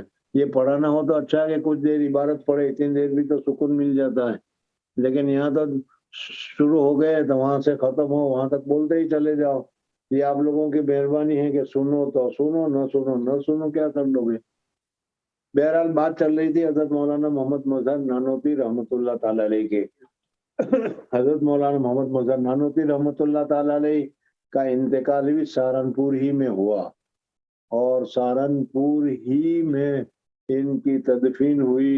और ये मज़ाहिर के बाद वो जो क्या है मज़ाहिर से जो अभी जो दारे जदीद है, उस दारे जदीद के पास एक मकबरा है। उस मकबरे में हजरत मौलाना मोहम्मद मजहर साहब नानोती रहमतुल्लाह ताला अलैह, हजरत मौलाना यहिया साहब रहमतुल्लाह ताला अलैह, हमारे उस्ताद हजरत मौलाना असदुल्लाह साहब रहमतुल्लाह ताला अलैह, और इस तरीके से इस वक्त अभी माजी करीब में जिनका इंतकाल हुआ भाई तलहा रहमतुल्लाह ताला अलैह, हजरत मौलाना यूनुस जौनपुरी रहमतुल्लाह ताला अलैह वगैरह सब वहाँ पर मदफून है। अगर कभी सहारनपुर जाना हो तो उस मकबरे में भी इन हज़रात के पास जाकर दुआए मग़फ़िरत करना चाहिए और पहुँचना चाहिए। हमारा उन लोगों का हमारे पर हक है, उस हक को पूरा करना चाहिए। बहरहाल इस वक्त में दो किस्से मैंने सुने हैं हजरत शेख नव्वर अल्लाह मरकज़हू से, हजरत मौलाना मोहम्मद मजहर नानोती रहमतुल्लाह ताला अलैह के मुतालिक किस्से ही हैं, लेकिन वो किस्से है बहुत ही ज्यादा मुफीद और बहुत ही ज्यादा कारामद। उससे मौलाना मोहम्मद मजहर नानोती रहमतुल्लाह ताला अलैह का मकाम किया था, हजरत मौलाना मोहम्मद मजहर नानोती रहमतुल्लाह अलैह का दर्जा किया था, वो भी उसके जरिए से मालूम होता है। दूसरा किस्सा भी हजरत शेख से भी सुना था, लेकिन हजरत मुफ्ती महमूद साहब रहमतुल्लाह ताला अलैह से सुनना मुझे अच्छी तरीके से याद है। तो मैं ये दोनों किस्से हजरत मौलाना मोहम्मद मजहर नानोती रहमतुल्लाह ताला अलैह के मुतालिक हैं। मैं आप हजरात को सुनाए रखता हूँ, हो सकता है कि आगे चलकर कुछ काम आ जाए या इन किस्सों के जरिए से अल्लाह तबारक व तआला हमारे दिलों में भी कोई तक़वा तहारत वगैरह पैदा फरमा दे। बहरहाल हजरत मौलाना मोहम्मद मजहर साहब नानोती रहमतुल्लाह ताला अलैह, इनकी आदत थी कि वो थोड़ी थोड़ी देर में अपने होंठ को इस तरीके से चूसा करते थे, जैसे तुम लोग क्या है कुछ शहद खा लो या कोई मीठी चीज खा लो तो फिर उसके बाद क्या है होंठ को चूसना शुरू कर देते हो। इस तरीके से हजरत मौलाना मोहम्मद मजहर नानोती रहमतुल्लाह ताला अलैह की आदत थी कि अपने इस होंठ के किनारे को थोड़ी थोड़ी देर के बाद वो चूसा करते थे। बाद मर्तबा आदमी को आदत हो जाती है, तो इस तरीके से उनको वो आदत हो गई थी, वो चूसते रहते थे। कोई कोई उनको पूछता भी था, लेकिन वो किसी को बताते नहीं थे कि भाई क्यों। ये तो एक आदत वाली बात है कि भाई इनको आदत है बस इस तरीके से करते रहने की, लेकिन वो क्यों करते हैं इसके मुताल्लिक हजरत मौलाना मोहम्मद मजहर साहब नानोती रहमतुल्लाह ताला अलैह से जब बहुत इसरार किया गया और इसरार करने वाले भी कोई खास किस्म के आदमी थे, तो फिर उस वक्त उन्होंने ये वाक़या बताया कि शामली के जिहाद में, जिसका मैंने अभी थोड़ी देर पहले तज़किरा किया था, शामली के जिहाद में जब हजरत पीर ज़मीन शहीद रहमतुल्लाह ताला अलैह शहीद हुए, उसमें हजरत मौलाना कासिम नानोती रहमतुल्लाह ताला अलैह को भी अंग्रेज की गोली लगी सर में, लेकिन वो गोली लगकर फिर बाहर निकल गई। अल्लाह तबारक व तआला को काम लेना था तो हजरत जिंदा रहे, वरना तो मामला मुश्किल होता है। खैर बहरहाल उस जिहाद के मौके पर कहते हैं कि मुझे भी गोली लगी और गोली लगने की वजह से मैं गिरा। अब जाहिर बात है कि गोली लगे और गिरे तो वो क्या है आखिरी वक्त आ जाता है, और आखिरी वक्त समझा जाता है। कहता है कि मैं भी ये समझा कि अब मेरा ही आखिरी वक्त है। उस वक्त में मुकाशफा हुआ, अल्लाह तबारक व तआला ने मेरे दिल को खोल दिया, हालात नजर आई तो दो नौजवान लड़कियां थी, वो दौड़ती हुई मेरे पास आ रही थी और उनके हाथ में एक प्याला था, और वो दौड़ती हुई मेरे पास आई और वो प्याला मुझे पिलाना चाहती थी। इनमें से एक ने उस प्याले को मेरे होंठ के साथ लगाया, पिलाया नहीं, अभी होंठ प्याला ही होंठ के साथ लगा था। इतने में दूसरी औरत दौड़ती हुई और कहा कि अरे ये नहीं अभी नहीं, इनका भी वक्त नहीं आया है। इस वजह से वो जो प्याला मेरे होंठ को लगा था वो उन्होंने हटा दिया और चले गए। और कुछ दिनों के बाद अल्लाह तबारक व तआला ने मुझे सेहत दी थी। अल्लाह तबारक, देखो एक बात याद कर रखना कि यहाँ अच्छे कपड़े, अच्छे बर्तन, अच्छी चीज, अच्छे खाना को देखकर हम क्या है उसकी तरफ मुतवज्जे हो जाते हैं और जो चाहे कराओ करने के लिए तैयार हो जाते हैं। याद रखो अल्लाह तबारक व तआला ने जन्नत में जो नेमतें पैदा कर रखी है और वो जन्नत की नेमतें अल्लाह तबारक व तआला ने हमारे लिए पैदा कर रखी है और उनके लिए शर्त करार दी है कि जन्नत की नेमतें उनको मिलेगी जो दुनिया की नेमतों से एहतिराज करेगा, दुनिया की नेमतों से क्या है नाजायज हराम चीजों से बचेगा, उसको अल्लाह तबारक व तआला अता करेगा। इस वजह से हमें इन हराम की चीजों को, नाजायज तरीके पर हासिल चीजों को हासिल नहीं करना चाहिए और जन्नत की तरह होना चाहिए। बहरहाल ये दरमियान में मैंने अभी बता दिया कि ये होना चाहिए। इस वजह से कि हजरत मौलाना मजहर साहब नानूती रहमतुल्लाह अलैह फरमाते हैं कि वो जो प्याला जो लेकर आई थी जन्नत का, वो प्याला ही इतना लजीज था कि मेरे होंठ को जो लगा उसकी लिज्जत आज तक मैं महसूस कर रहा हूँ। इसलिए थोड़ी थोड़ी देर के बाद इस तरीके से उस लिज्जत को हासिल करने के लिए मैं अपने होंठ को चूस रहा हूँ। तो इससे अंदाजा लगाओ कि अल्लाह तबारक व तआला ने जन्नत की नेमतों को कैसी हमारे लिए तैयार कर रखी है और हमको बता रखा है कि इन नेमतों को अगर हासिल करना हो तो इस दुनिया की गंदी नेमतों की तरफ, नाजायज तरीके की तरफ, उसकी तरफ तवज्जो मत करो।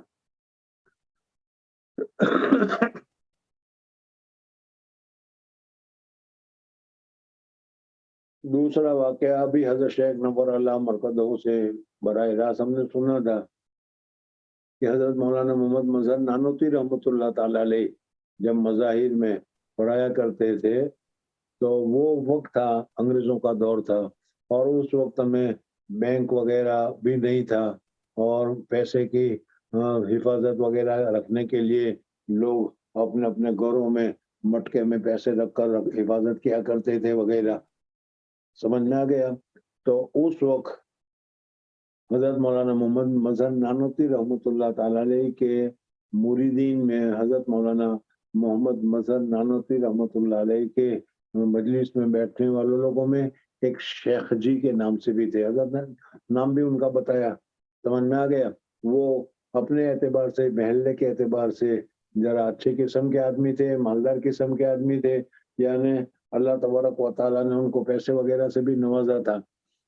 मदरसा मज़ाहिर उलूम के जो पैसे होते थे वो भी उनके पास रहते थे, यानी इतने मोतबर वो शेख थे, वो आदमी थे। और उन आदमी का जो शेख जी थे, उस आदमी का तकिए कलाम था। बोलते वक्त जैसे आदमी बाज़ मरतबा एक लफ्ज को बार बार बोलता रहता है, तो इस तरीके से उसका तकिए कलाम था, अल्लाह के फजल से। अगर कुछ भी कहना था तो वो कहते अल्लाह के फजल से आज ये हो गया, अल्लाह के फजल से आज ये हो गया, अल्लाह के फजल से आज मैंने ये खाया, अल्लाह के फजल से आज मुझे ये काम करना है वगैरह। इस तरीके से उनका तकिया कलाम अल्लाह के फजल के था। हजरत के पास हजरत की खिदमत में बैठते थे, हजरत के लोगों में थे वो, हजरत मौलाना मोहम्मद मजहर नानूती रहमतुल्लाह अलैह के लोगों में थे। उस जमाने के जो लोग थे सीधे साधे थे और सीधे साधे होने के साथ इतने पक्के थे कि एक बात दिल में बैठ गई सो बैठ गई, फिर सूरत में क्या है उसके खिलाफ कभी नहीं करते थे। आजकल के ज़माने में तो हमारा हाल क्या है, दज्जालियत की तरह हो गया है। अव्वलन तो किसी की बात हमारे दिमाग में आती ही नहीं और अगर आ गई तो भी वो हमेशा रहे ऐसी कोई ज़रूरत नहीं। मौका महल के एतबार से जैसा कलर बदलना हो, जैसी हालत बदलना हो, हम बदलते चले जाते हैं और क्या है एक तरीके पर हम नहीं रहते। और यही वजह है कि आज हम जलील हो रहे हैं और क्या है लोगों के सामने फकीर बनते चले जा रहे हैं। इस वजह से अपने आप को संभालने की जरूरत है। खैर दरमियान में एक बात आ गई है, हजरत वो जो शेख जी थे वो हजरत मौलाना मोहम्मद मजहर साहब रहमतुल्लाह ताला अलैह के लोगों में थे, मुरीदीन में थे, मजलिसी में थे, बैठने वाले लोगों में से थे। हजरत मौलाना मोहम्मद मजहर साहब रहमतुल्लाह ताला अलैह ने किसी वक्त इनको कहा होगा या इन्होंने सुना होगा कि जिस माल की ज़कात दी जाए वो माल महफूज हो जाता है, अल्लाह तबारक व तआला उसकी हिफाजत फरमाते हैं और फिर वो माल में गड़बड़ी नहीं होती। और है बात भी है सही, उन्होंने हजरत मौलाना मोहम्मद मजहर साहब नानोती रहमतुल्लाह ताला अलैह ने ये कहा होगा। ये इनके दिल में बैठ गया, इस वजह से अपने माल की हिफाजत के लिए बहुत ही सोच कर हिसाब करके बारीक से बारीक हिसाब करके जितनी ज़कात होती थी वो सारी ज़कात अल्लाह तबारक व तआला के हुक्म के मुताबिक वो निकाल दिया करते थे और ज़कात निकालने में भी सुस्ती नहीं करते थे और ये समझते थे कि मैंने ज़कात निकाल दी है, इस वजह से मेरा माल क्या है महफूज है। और अब बैंक में, उस जमाने में तो बैंक थी नहीं, लेकिन आजकल के हिसाब से मैं कहूँ बैंक में रखने से जितना एतमाद नहीं होता उससे ज्यादा एतमाद उनको इस बात के ऊपर था। बहरहाल मालदार आदमी थे, फिर उसके अलावा क्या है लोगों में उनका मकाम भी था, लोग भी जानते थे। उस जमाने में चोर और उचक्कों का जमाना था। एक मर्तबा ईशा की नमाज के बाद वो अपने घर में आराम करने की तैयारी कर रहे थे कि घर में किसी जगह पर कुछ खटके की आवाज आई। हम लोग तो बहुत बहादुर हैं, इस वजह से अगर इस किस्म का कोई खटके की आवाज आएगी तो खुद जाने के बजाय दूसरे को कहेंगे जरा जाकर देखने ये क्या हो रहा है। खुद तो बहादुर है इसलिए निकलेंगे नहीं, लेकिन दूसरों का जरा तुम ही जाकर देखो ने। और तो लेकिन ये तो हजरत क्या है अपने आप थे, इस वजह से इन्होंने हिम्मत वाले थे तो उन्होंने कहा अरे खटका हो रहा है, कौन है रे सुनने।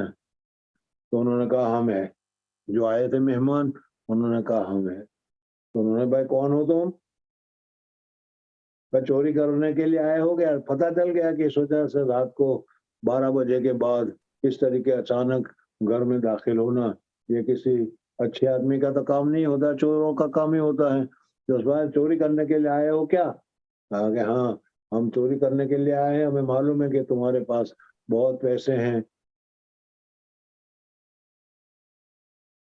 हमारे जैसे होते तो पेशाब पाखाना सारा एक साथ निकलना शुरू हो जाता डर के मारे। लेकिन वो तो हिम्मत वाले थे और उनको अल्लाह के ऊपर एतमाद था, अपने शेख से सुनी हुई बात के ऊपर पूरा भरोसा था। तो उन्होंने कहा कि देखो मेरे पास जितने पैसे हैं वो इसी संदूक में रखे हुए हैं, मदरसे के जो पैसे हैं वो भी इसी संदूक में रखे हुए हैं और इस पर 2 पैसे का, उस जमाने का 2 पैसे का ताला लगाया हुआ है। कैसी हिम्मत होगी मेरी तो समझ ही में नहीं आता। हमारा तो क्या, मैंने अभी बताया कि पेशाब पाखाना खत्म हो जाता, लेकिन ये तो उनसे बात करेंगे तुम चोरी करने के लिए आए हो, ठीक है मेरा जितना माल है इसी बैग में है, मदरसे का माल है वो भी इसी बैग में है और ताला जो लगाया है वो भी मामूली ताला है, आजकल गोदरेज वाला या फिर बड़ा सिक्योरिटी वाला जो ताला होता है वो भी ताला नहीं, अलीगढ़ का ताला लगाया हुआ है। तुम चाहे तो इसको खोल लो, तोड़ लो, लेकिन मैं ये कहता हूँ कि तुम न इसको खोल सकोगे, न तोड़ सकोगे, न एक पैसा ले सकोगे। इस वजह से कि मैंने अपने हजरत जी, हजरत मौलाना मोहम्मद मजहर साहब, मैंने अपने हजरत से सुन रखा है कि जिस माल की ज़कात दी जाती है वो माल चोरी नहीं होता और मैंने अपने माल की पूरा पूरा हिसाब करके ज़कात दी है, जरा से भी ज़कात देने में मैंने कोताही नहीं की है, इस वजह से ये मेरा माल महफूज है, तुम उसको चोरी नहीं कर सकते। करते रहो। मैं तो ये सोच चला करके फौरन करवट बदल कर वो आदमी सो गए, पता नहीं कैसे नींद भी आई हो। لیکن یہ ہے وہ بڑے لوگوں کی بات ہے. سو گئے اطمینان سے. روزانہ تہجد کے وقت وہ اٹھتے تھے تو تہجد کا وقت ہوا تو پھر ان کی آنکھ کھلی تو دیکھا وہ ابھی اسی میں لگے ہوئے ہیں. تو وہ پھر سوتے سوتے اٹھے تو اٹھ کر پوچھتے ہیں کیا ہوا بھائی, کچھ کام ہوا کہ نہیں, کچھ تالا والا کھلا کہ نہیں؟ کہا کہ نہیں کھلا. کہا کہ صبح تک لگے رہو, کھلنے والا نہیں. اور میں تو یہ تہجد پڑھنے چلا کر کے انہوں نے تہجد کی نیت باندھ لی, تہجد پڑھنے لگے. کیسا اعتماد, کیسا یقین ہوگا ذرا دیکھ لو. خیر بہرحال تہجد سے فارغ ہو گئے. اب وہ کہتے ہیں کہ بھائی کیا ہوا, کھلا کہ نہیں؟ پھر تیسری مرتبہ پوچھ رہے ہیں. کہا کہ نہیں کھلا. کہا کہ یہ تم سے کھلے گا نہیں, اس وجہ سے کہ اس مال کی زکوٰۃ میں نے پوری کی پوری دی ہے, اور جس مال کی زکوٰۃ دی جاتی ہے وہ مال چوری نہیں ہوتا, اللہ کی حفاظت میں چلے جاتا ہے. اس وجہ سے تم اس کو چوری نہیں کر سکتے, بھاگ جاؤ یہاں سے, ورنہ ابھی صبح کا وقت ہوا ہے, اذان ہوگی, لوگ نماز پڑھنے کے لیے آتے جاتے رہیں گے, راستہ میں لوگ ملیں گے, اس وجہ سے پھر کہیں گرفتار ہو جائے گی, بھاگ جاؤ یہاں سے. میں تو کسی کو بتانے کا نہیں, لیکن بھاگ جاؤ یہاں سے. اور حضرت نے خود ہی اس کو بھگا دیا. پھر نماز کا وقت ہو گیا تو وہ نماز پڑھنے کے لیے مسجد گئے. مسجد کے اندر فجر کی نماز کے بعد حضرت مولانا محمد مظہر صاحب نانوتی رحمۃ اللہ تعالی علیہ کے پاس جاتے ہیں, اور جا کر ان کو کہتے ہیں کہ حضرت آج تو اللہ کے فضل سے اللہ کا غضب ہی ہو گیا, آج تو اللہ کے فضل سے اللہ کا غضب ہی ہو گیا. تو حضرت مولانا بھی سوچ میں پڑ گئے اور ہنسنے لگے کہ یہ کیا اللہ کے فضل سے اللہ کا غضب ہو گیا, کیا مطلب؟ وہ اللہ کے فضل سے تو ان کا وہ تقیہ کلام تھا. بہرحال اللہ کا غضب ہو گیا. کہا کیا ہوا؟ کہا کہ رات چور گھس گئے تھے اور انہوں نے کیا ہے پیٹی کو, تالے کو توڑنے کی بہت کوشش کی. حضرت کو بھی معلوم تھا کہ پیسے والے ہیں اور پیسے ہیں, اور مدرسے کے بھی پیسے بھی ان کے پاس رہتے ہیں, لیکن پھر انہوں نے کہا کہ حضرت آپ سے میں نے سنا تھا کہ جس مال کی زکوٰۃ دی جاتی ہے وہ مال محفوظ ہو جاتا ہے, اس وجہ سے مجھے پورا اعتماد تھا کہ یہ لوگ چوری نہیں کر سکتے. چنانچہ یہی ہوا. بہرحال یہ ایک واقعہ ہے. اس پر بھی ایک دوسرا واقعہ مجھے یاد آ گیا, اور وہ یہ ہے کہ ہمارا اور ان لوگوں میں جو فرق ہے وہ فرق بتانا چاہتا ہوں. آج ہم لوگ بڑے سے بڑے شیخ سے, بڑے سے بڑے آدمی سے بات سنتے ہیں, لیکن اس پر اعتماد اور یقین ہم کو نہیں ہوتا. اور اس زمانے میں جو لوگ تھے, جب کسی بڑے سے, استاد سے, شیخ سے کوئی بات کو سن لیتے تھے تو ان کو اس کے اوپر پورا اعتماد اور پورا یقین ہوتا تھا, اور وہ اس کو اپنے دل میں بٹھا لیتے تھے اور مان لیا کرتے تھے. جیسے یہاں بھی اس واقعے میں حضرت شیخ سے انہوں نے سنا تھا مولانا محمد مظہر نانوتی رحمۃ اللہ تعالی علیہ سے کہ جس مال کی زکوٰۃ دی جاتی ہے وہ مال محفوظ ہو جاتا ہے, وہ مال اللہ تبارک و تعالیٰ کی حفاظت میں چلا جاتا ہے. ان کو پورا اعتماد اور یقین ہو گیا, اور اسی اعتماد کے یقین پر انہوں نے چور کو کہا کہ توڑو, تم توڑ نہیں سکتے, اس لیے کہ اللہ تبارک و تعالیٰ کی حفاظت میں. ہم لوگوں کا ایمان, ہم لوگوں کا یقین اتنا مضبوط نہیں. اس وجہ سے اس قسم کی چیزیں جانتے ہیں, مانتے ہیں, پڑھتے ہیں, لیکن اس کے باوجود دل میں وہ یقین کا جو جذبہ پیدا ہونا چاہیے وہ نہیں ہوتا.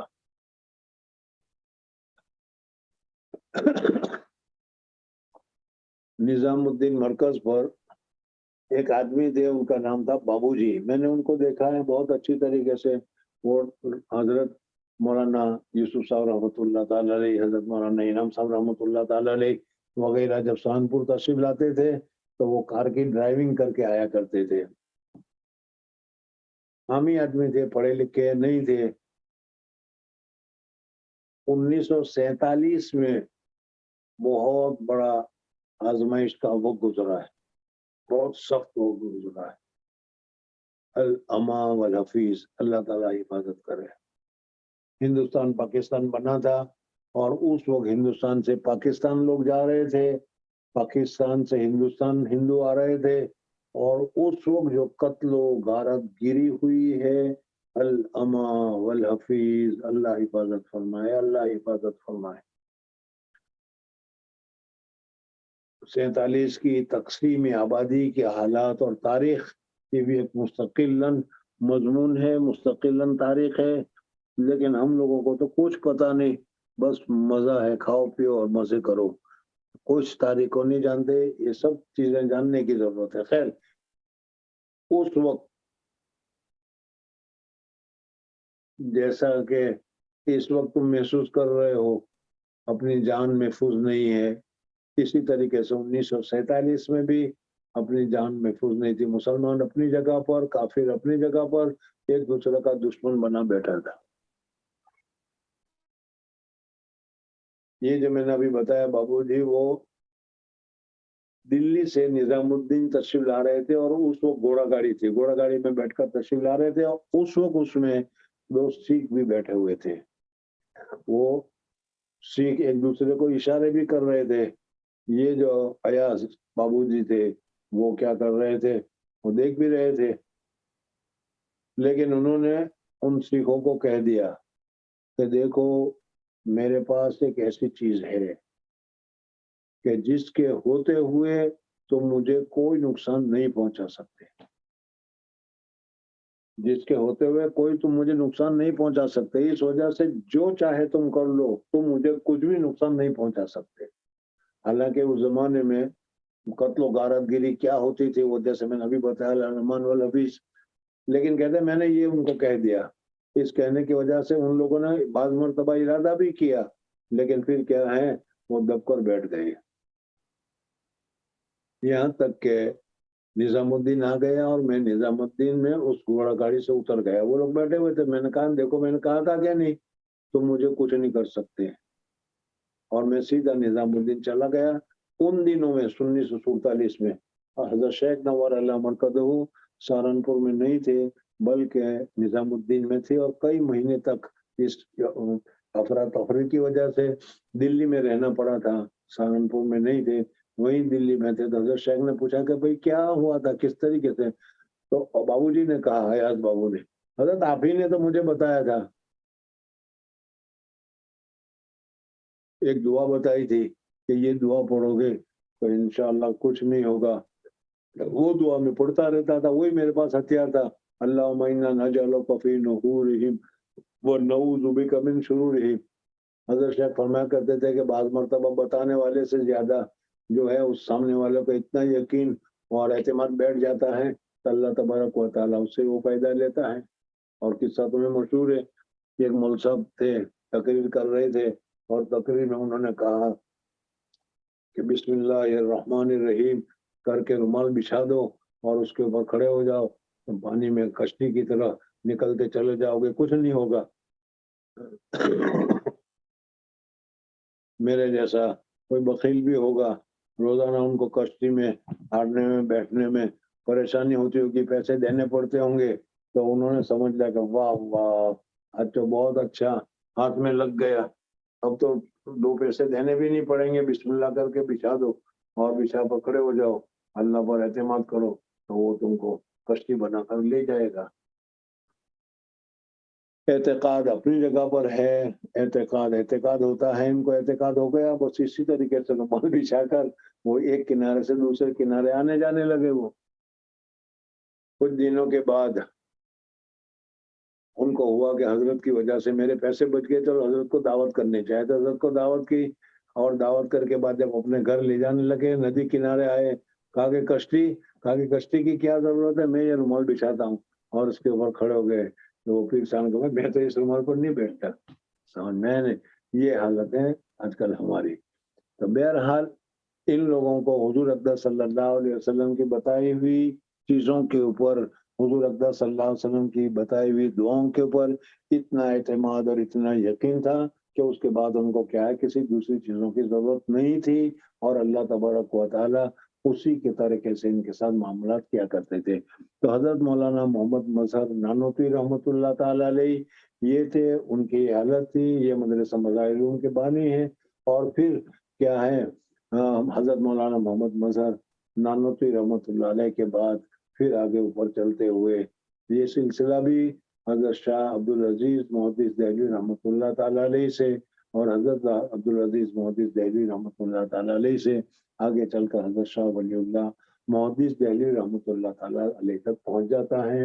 اور حضرت شاہ محدث دہلوی رحمۃ اللہ تعالیٰ علیہ شاہ ولی اللہ محدث دہلوی رحمۃ اللہ تعالیٰ علیہ، اس کو میں نے شروع میں بتایا تھا کہ مسند الہند یعنی ہندوستان کی ساری سندیں حضرت شاہ ولی اللہ محدث دہلوی رحمۃ اللہ تعالیٰ علیہ تک پہنچ جاتی ہے. تو پرسوں میں نے بتایا تھا کہ سند کی 3 قسمیں میں نے بات کی ہے. ایک تو ہم سے لے کر شاہ ولی اللہ محدث دہلوی رحمۃ اللہ علیہ تک، اور یہ میں نے ابھی بتایا کہ مجھ سے لے کر حضرت شاہ ولی اللہ محدث دہلوی رحمۃ اللہ تک حضرت شیخ نے 2 آدمی سے پڑھا، اور 2 آدمی سے پڑھ کر اوپر جا کر پھر حضرت شاہ ولی اللہ محدث دہلوی رحمۃ اللہ تعالیٰ علیہ کے ساتھ مل گئے. اور دوسری سند کا دوسرا حصہ ہے حضرت شاہ ولی اللہ رحمۃ اللہ تعالیٰ علیہ سے لے کر صاحب کتاب تک.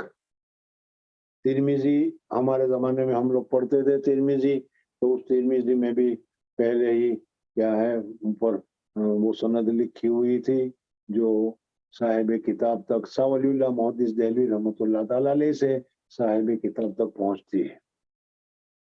اس وقت تمہارے سامنے یہ جو کتاب ہے تم نے دیکھا تو ہوگا نہیں، یا دیکھا ہے؟ ذرا میں کو دیکھتا ہوں، آپ کہہ دیں گے ابھی ہاں دیکھا ہے. بول بول جلدی. جی کیا دیکھا ہے. کیا کتاب دیکھی ہے؟ بس یہی نا؟ جی کتاب نہیں کتاب نہیں، کتاب میں حضرت مولانا احمد علی محدث شانپوری رحمۃ اللہ تعالی علیہ نے اپنا سلسلہ سند شاہ ولی اللہ تک محدث تک ذکر کیا ہے، وہ دیکھا ہے کہ نہیں؟ جی نہیں. کیسے کہہ دیا جی نہیں؟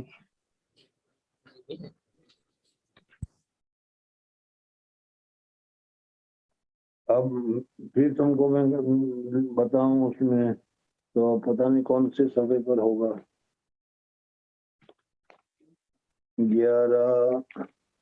12 صفحہ نمبر 12 پر، صفحہ نمبر پر دیکھو. الفصل السابع والعشرون فی بیان الاسناد منی الی المؤلف. جی مل گیا؟ نہیں مل گیا. بہرحال میں نے حدیث کے سند کے 3 حصے کیے تھے. ایک حصہ حضرت شاہ ولی اللہ محدث دہلوی تک، دوسرا حضرت شاہ محدث دہلوی رحمۃ اللہ تعالی علیہ سے صاحب کتاب تک، اور تیسرا صاحب کتاب سے حضور اقدس صلی اللہ علیہ وسلم تک. صاحب کتاب سے حضور اقدس صلی اللہ علیہ وسلم تک تو یہ حدیث حدثنا فلان حدثنا فلان نبانا فلان وغیرہ کر کے قال قال رسول اللہ صلی اللہ علیہ وسلم تک، یہ تو ہر کتاب میں ہر سند کے ساتھ موجود ہے. اور بخاری تو مسند ہے ہی، اس وجہ سے ہر سند کے ساتھ اس کو ذکر کیا گیا ہے. یہ سند کا آخری حصہ ہے. سند کا درمیانی حصہ حضرت شاہ ولی اللہ محدث دہلوی رحمۃ اللہ تعالی علیہ نے 2 سال مکہ مکرمہ مدینہ منورہ رہ کر انہوں نے حدیث کو پڑھا. وہ سلسلہ کیا میں نے ابھی بتایا تمہارے سامنے موجود ہے. اور ان کے علاوہ حضرت شاہ ولی اللہ محدث دہلوی کی تصنیفات وغیرہ میں بھی موجود ہے، اور ہر کتاب کے شروع میں بھی اس کو لکھا ہوا ہے اور آپ حضرات کو بھی معلوم ہے. اور تیسرا حصہ حضرت شیخ سے لے کر شاہ ولی اللہ محدث دہلوی رحمۃ اللہ تک یہ سند ہے. میں نے تمہارے سامنے اس کو ذکر کر دیا. اور آج منگل ہے، بدھ سے شروع کیا تھا، بدھ جمعرات شنی روی سوم منگل، مقدمات بہت ہو گئے. اب انشاءاللہ کل بدھ ہے اور بدھ سے کتاب شروع ہوگی، تو انشاءاللہ کل سے کتاب شروع ہوگی. وآخر دعوانا ان الحمدللہ رب العالمین.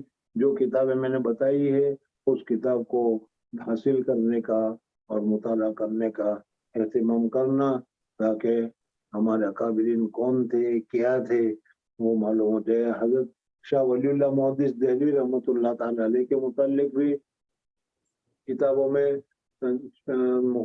متفرق طور پر بھی ملتا ہے، لیکن کیا ہے لکھنؤ ندوہ سے حضرت شاہ ولی اللہ محدث دہلوی رحمۃ اللہ تعالی کے سلسلے میں کیا تذکرہ کا چھپی ہے کتاب، تشریح وغیرہ حالات وغیرہ میں اس کو بھی دیکھو گے تو انشاءاللہ ملے گا.